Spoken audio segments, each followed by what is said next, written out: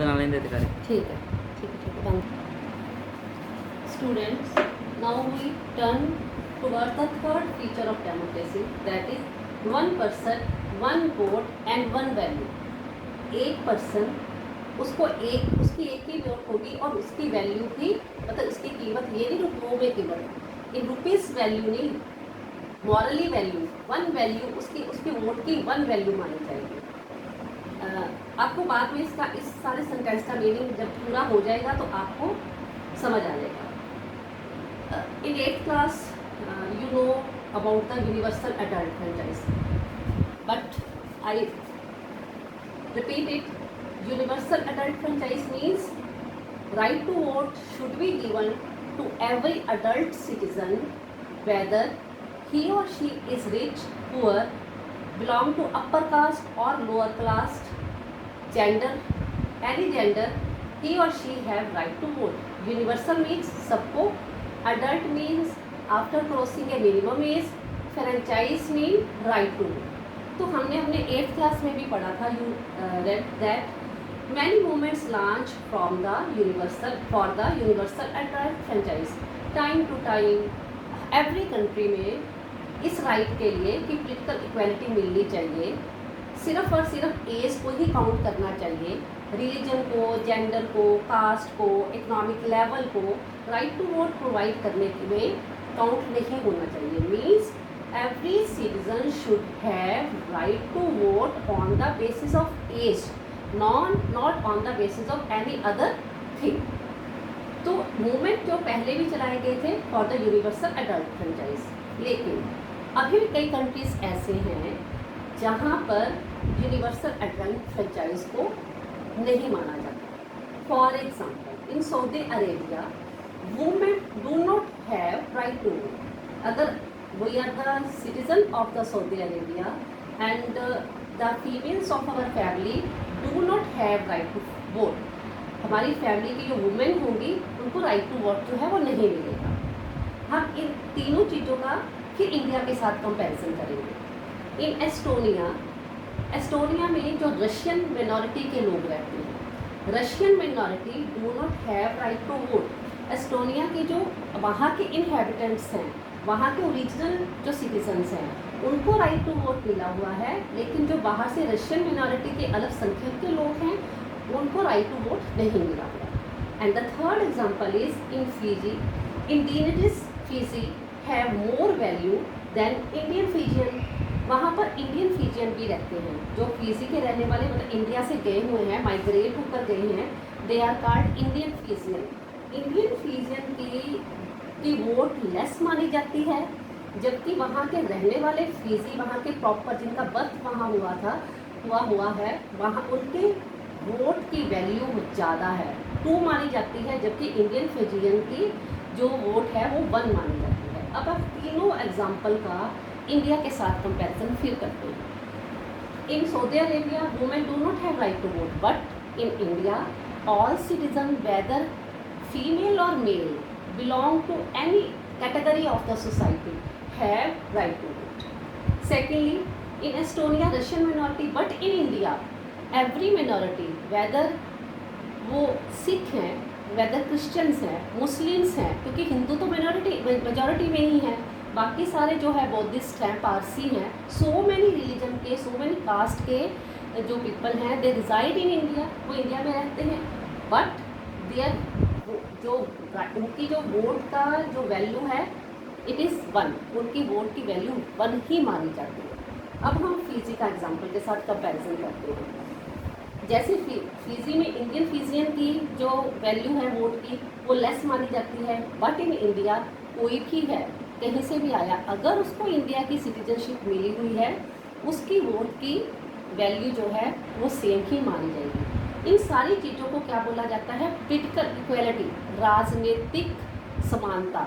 India में राजनीतिक समानता है, सबको right to vote without any discrimination, without any भेदभाव मिला हुआ है, बट इन 3 कंट्रीज़ में आज भी, जबकि ऑलमोस्ट पूरे वर्ल्ड में डेमोक्रेसी को ज़्यादा माना जाता है, फिर भी यूनिवर्सल एडल्ट फ्रेंचाइज का राइट जो है वो नहीं मिला। मीन्स वहाँ पर पोलिटिकल इक्वालिटी नहीं है। So the third feature is in democracy each adult citizen must have one vote and each vote must have one value. Democracy में हर अडल्ट सिटीजन को एक वोट देने का अधिकार होना चाहिए और हर वोट की वैल्यू भी क्या होनी चाहिए, 1 होनी चाहिए। ये नहीं है कि अगर एक रिच पर्सन या हाई कास्ट का पर्सन वोट कास्ट करने जाता है उसकी वोट का की वैल्यू 2 मानी जाएगी और जो लो कास्ट का है या पुअर है उसकी वोट की वैल्यू जो है वो 1 मानी जाएगी। तो थर्ड फीचर आपको आई थिंक सो क्लियर हो गया होगा। In a democracy each adult citizen have 1 vote and each vote must have 1 value. Means democracy में everyone should get the right to political equality. उसको राजनीतिक अधिकार जो है वो मिला होना चाहिए। Students, now we turn over the fourth feature of democracy, rule of law and respect for rights। means जो कंट्री में कानून का शासन होना चाहिए, किसी एक पर्सन का की मनमर्जी से शासन नहीं होना चाहिए एंड जो सिटीजन्स को जो राइट्स प्रोवाइड किए जाते हैं और होने भी चाहिए, these rights must mention in constitution. और वो कॉन्स्टिट्यूशन में मेंशन होना चाहिए, रिटर्न होने चाहिए और उन राइट्स की पूरी रिस्पेक्ट होनी चाहिए। तो fourth feature of democracy, rule of law and respect for rights. कानून का शासन होना चाहिए और अधिकारों की पूरी रिस्पेक्ट होनी चाहिए। इसको भी समझने के लिए we take the example from Zimbabwe. Zimbabwe एक छोटा सा कंट्री है, स्मॉल कंट्री है, गॉट इंडिपेंडेंस इन 1980। रिसेंटली ही वो इंडिपेंडेंट हुआ है। सिंस देन वहाँ पर एक ही पॉलिटिकल पार्टी रूल कर रही है, रूल्ड बाय जानू पीएफ। आपको नाम थोड़ा फनी सा लगेगा, नेम जानू पीएफ बड़ा फनी नेम है। और इसके प्रेसिडेंट जो हैं, ये जो पार्टी है लेड बाय रॉबर्ट मुगाबे। ये नाम भी आपको हमारे इंडियन फिल्म्स का जो विलन का नाम होता है रॉबर्ट मंगाबो है, मंगाबो बड़ा फनी सी चीज़ लग रही होगी। तो ये दोनों नाम फनी है। जानू पीएफ पार्टी का नेम है एंड प्रेसिडेंट का नेम है रॉबर्ट मुगाबे। अब ये रॉबर्ट मुगाबो जो है, वैसे अगर ट्रू डेमोक्रेसी है, he should be rule the country on the basis of law.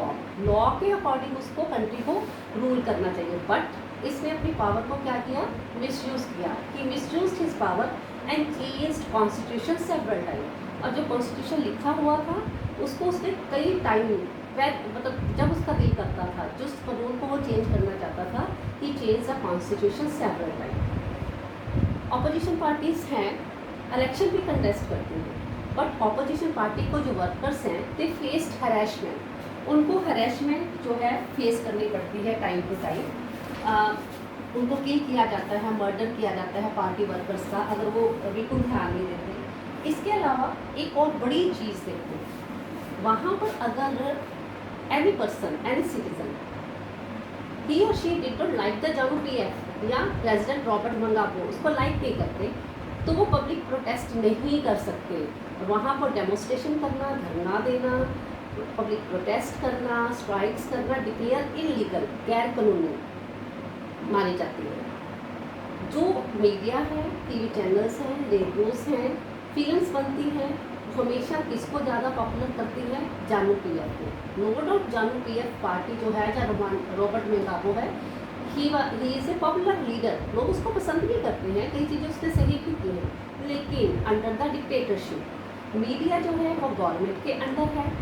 हर वो चीज़ जो इस पार्टी के अगेंस्ट होती है उसको हाइड कर लिया जाता है, छुपा लिया जाता है, और वही चीज़ दिखाई जाती है मीडिया में which is in favour of Robert Mugabe, जो रॉबर्ट मुगाबे के फेवर में होती है। तो जो इसका अगर हम एग्जांपल देखते हैं, इसको कंक्लूड करते हैं जिम्बाब्वे के एग्जांपल को, तो एक चीज़ क्लियर होती है, सिर्फ पॉपुलर अप्रूवल होना रूलर्स के लिए, वो डेमोक्रेसी के लिए नेसेसरी नहीं है कि सिर्फ ये लोग इसको पसंद करते हैं। It is enough, it is not enough.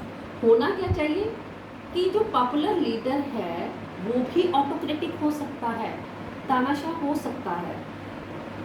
ये देखना पड़ेगा कि इलेक्शन से पहले एंड आफ्टर द इलेक्शन वो क्या करता है या गवर्नमेंट क्या करती है। तो इसके लिए उसको रिस्पेक्ट किसकी करनी चाहिए, आफ्टर द इलेक्शन की और बिफोर द इलेक्शन की। रूल ऑफ लॉ की रिस्पेक्ट करनी चाहिए और लोगों के राइट की भी पूरी पूरी उसको रिस्पेक्ट करनी चाहिए गवर्नमेंट को। तो सिर्फ इलेक्शन कंटेस्ट करवा देना इट इज़ नॉट इनफ।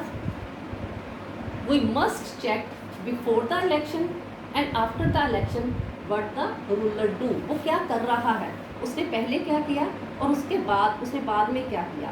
और अगर कंट्री इंडिपेंडेंट है, राइट्स मिले हुए हैं सिटीजन्स को, तो राइट्स को वो पूरी रिस्पेक्ट करे। और सम कंडीशन में जो गवर्नमेंट जो है वो उसको ये लगता है कि मैं एक बार इलेक्ट हो गई हूँ, अब तो वो 5 साल के बाद ही इलेक्शन होने हैं, आफ्टर 5 ईयर ही इलेक्शन होंगे, तो after the election government change हो जाती है, उसका वर्क करने का मेथड चेंज हो जाता है, वो अनडेमोक्रेटिक बन जाती है। और जिम्बाब्वे में ये सब कुछ हो रहा है। अब now we compare the example of Zimbabwe with India. India में जो पॉलिटिकल पार्टीज हैं इलेक्शन कंटेस्ट करती हैं, ये नहीं है कि आज वो विन कर गई, after for the 5 year they can do whatever they want to do, वो कर सकती हैं जो वो करना चाहती हैं। नो, इंडिया में कॉन्स्टिट्यूशन है और वो that constitution is also in written form में है। उसमें जो भी रूल्स लिखे हुए हैं, every government, every candidate, every leader, every, चाहे वो प्राइम मिनिस्टर है, प्रेसिडेंट है, ही और she follow the rule of law. और जो हमारे फंडामेंटल राइट्स हमें मिले हैं, you write in the 8th class, we have 6 fundamental rights, Indian citizens have 6 fundamental rights. और जो इंडियन के रूलर्स हैं, जो लीडर्स हैं, जो गवर्नमेंट है, वो हमारे राइट्स की पूरी पूरी रिस्पेक्ट करते हैं। तो इंडिया में डेमोक्रेसी है। जिम्बाब्वे में जो इलेक्शन हो रहे हैं और जानू पीएफ जो पार्टी विन कर रही है, रॉबर्ट मुगाबे इतना पॉपुलर उनका लीडर है, प्रेसिडेंट है, बट वो भी कुछ ना कुछ गलत करता है। दैट इज़ वाई जो जिम्बाब्वे है वो प्रिटेंड कर रहा है he is a democratic country, but truly he is not a democratic country. Now the 4th feature is a democratic government rules within the limits. एक डेमोक्रेटिक गवर्नमेंट जो है वो अपनी लिमिटेशंस में रूल करे, लिमिटेशंस के बाद ना जाए। Set by the constitutional law, किसके द्वारा सेट किए जाए, वो रूल्स कॉन्स्टिट्यूशन के द्वारा सेट किए जाएँ। एंड सिटीजन्स राइट, और वो रिस्पेक्ट किसकी करे, सिटीजन्स की। और जो राइट्स है, देखो बच्चों, इंडिया में जो कॉन्स्टिट्यूशन है ना, it is written in written form. That is why no political party change the constitution according to its will. वो अपनी इच्छा के अकॉर्डिंग कॉन्स्टिट्यूशन को चेंज नहीं कर सकती, क्योंकि कॉन्स्टिट्यूशन में जो लिखा है उसको वो फॉलो करना पड़ेगा। अगर संविधान को चेंज करना भी पड़ेगा तो वो प्रोसीजर भी कॉन्स्टिट्यूशन में लिखा हुआ है। तो डेमोक्रेटिक गवर्नमेंट को इसकी पूरी रिस्पेक्ट करनी चाहिए, कॉन्स्टिट्यूशनल लॉ की पूरी रिस्पेक्ट करनी चाहिए, और जो सिटीजन्स के राइट्स हैं उनकी भी रिस्पेक्ट। अब आप ना ज़रा इसमें देखो, इंडिया में अपोजिशन पार्टीज़ हैं, वो इलेक्शन कंटेस्ट भी करते हैं, कोई हैरेसमेंट नहीं है, हम पब्लिक प्रोटेस्ट भी करते हैं। अब एट प्रेजेंट भी देखो, कोविड-19 चल रहा है, फिर भी नर्सेज, डॉक्टर्स अपने पे को लेकर, अपने वर्किंग आवर्स को लेकर धरने दे रही हैं कि हमारी पे बढ़ाई जाए, हमारे वर्किंग आवर्स कम किए जाएँ। इलीगल नहीं है, वो अपनी डिमांड्स को रख सकते हैं। आप फाजिल्का में देखो, डीसी कोर्ट के बाहर बड़ी बार हम धरने पर लोगों को बैठे हुए देखते हैं। मीडिया जो है इंडिया में बिल्कुल फ्री है, आप कोई टीवी चैनल लेकर देख लो, वहाँ पर रूलिंग पार्टी की चीज़ें भी दिखाई जाती हैं, and they show also the opposition some stories from the opposition party, उनकी बातें भी बताई जाती हैं। इट मीन्स इंडिया में जो रूल ऑफ लॉ को फॉलो किया जाता है और सिटीजन्स के राइट को भी पूरा पूरा रिस्पेक्ट दी जाती है।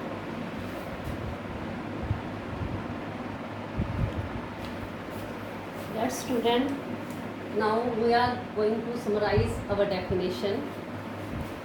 We start our topic with a basic definition, that was democracy is a form of government in which the rulers are elected by the people.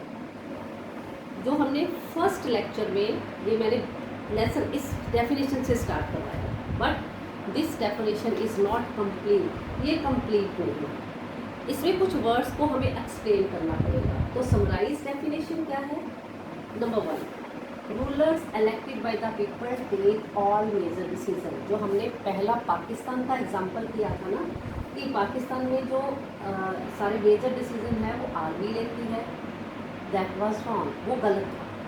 होना क्या चाहिए, रूलर्स जो इलेक्ट हैं वो ही इलेक्टेड रूलर्स ही कंट्री के सारे मेजर डिसीजन। सेकेंडली, लोगों के पास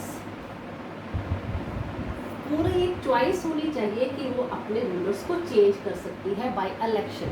means election offer a choice and fair opportunity to the people to change the current ruler. पूरी उनके पास अपॉर्चुनिटी, एक मौका आना चाहिए आफ्टर ए फिक्स्ड टाइम। ये नहीं कभी 4 ईयर के बाद इलेक्शन करवा लिए, कभी 5 ईयर के बाद इलेक्शन करवा लिए। After a fixed period of time people have the right to change their rulers. Now the third one is right to vote give to all. मतलब कंट्री में पोलिटिकल इक्वालिटी होनी चाहिए। ये जो चॉइस अपॉर्चुनिटी है अपने लीडर्स को change करने की, वो that is available to all the people on an equal basis, not on the basis of discrimination. Discrimination, भेदभाव नहीं होना चाहिए, पोलिटिकल इक्वालिटी सबको मिलनी चाहिए। And the last one is government works under the basic rules. Government जो है काम कैसे करे, बेसिक रूल जो है कंट्री के उनके अंडर काम करे, ऑफ द कॉन्स्टिट्यूशन, जो कॉन्स्टिट्यूशन में मेंशन है, एंड द सिटीजन्स राइट्स, और जो सिटीजन्स के राइट को प्रोटेक्ट करे, उनकी रिस्पेक्ट करे। अगर किसी कंट्री में these 4 things are available, that country is democratic country. Otherwise that country pretend to have a democratic government, नहीं तो वो सिर्फ शो ऑफ कर रही है कि उसकी कंट्री में डेमोक्रेसी है। तो first part of the lesson, what is democracy, you may be clear this.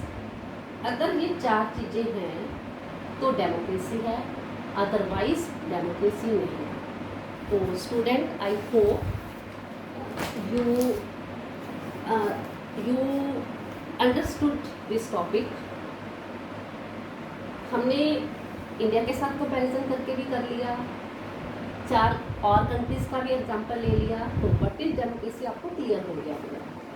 ये आपकी बुक पे पेज नंबर 27 से लेकर 30 तक हुआ है। You read this pages and try to solve the question which I will send you in PDF।